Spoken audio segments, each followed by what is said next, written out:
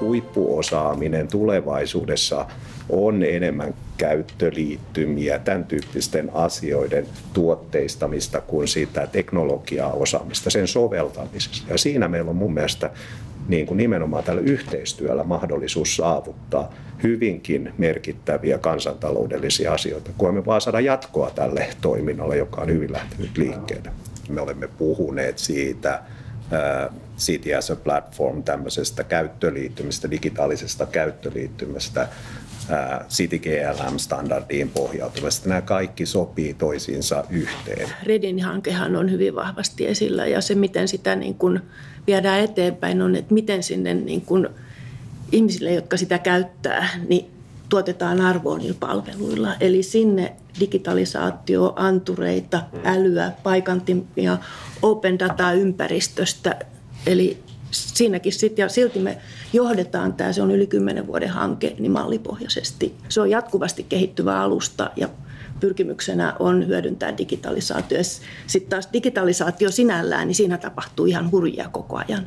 Eli se, että miten saadaan se tietokäyttöön elinkaaren ajalle. Niin siinä itse asiassa nämä asetukset ja lainsäädäntö on aika vahvassa roolissa. Me varmaan kaikki ollaan tämän pöydän ääressä samaa mieltä, että totta kai tosi hyvä, kun rakennusvalvonta ottaa IFC-mallit talteen. Että niitähän voidaan sitten käyttää kaikessa muussa myöhemmin. Mutta ne ihan oikeasti tarvitsee myöskin sen kepin sanomaan, että joo, kyllä ihan totta, täällä asetuksessa numero tämä, niin sanotaan, että teidän pitää ottaa nämä arkistointikelpoiset IFC-mallit talteen. Ja sen jälkeen me voidaan niitä malleja käyttää vaikka missä.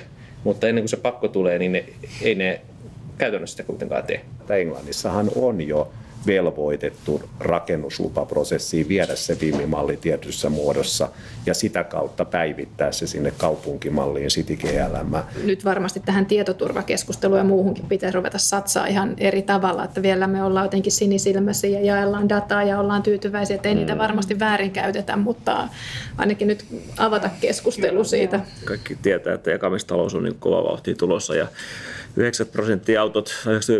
autot on parkkipaikalla, ei kukaan käytä, parkkipaikat on tyhjillään ja asunnot on tyhjillään ja kiinteistöt on tyhjillään ja kohta joku tajuaa, että onko se mitään järkeä maksaa siitä, että en käytä, vai pitäisikö maksaa siitä, että käyttää. Uberisaatio. Taksibisnes ilman takseja. Hotellibisnes ilman hotelleja, sisältöbisnes ilman sisältöjä, kauppabisnes ilman kauppoja. On niin kuin mielenkiintoista, koskee meitä todella voimakkaasti.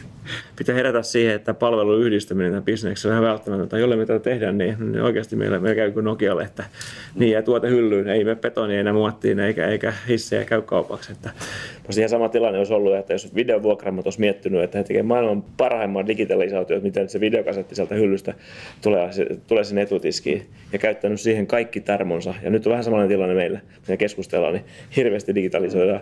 Me oma prosessi, mitä ei ymmärrä, että ympärillä voi olla, joka romuttaa meidän koko bisneksen.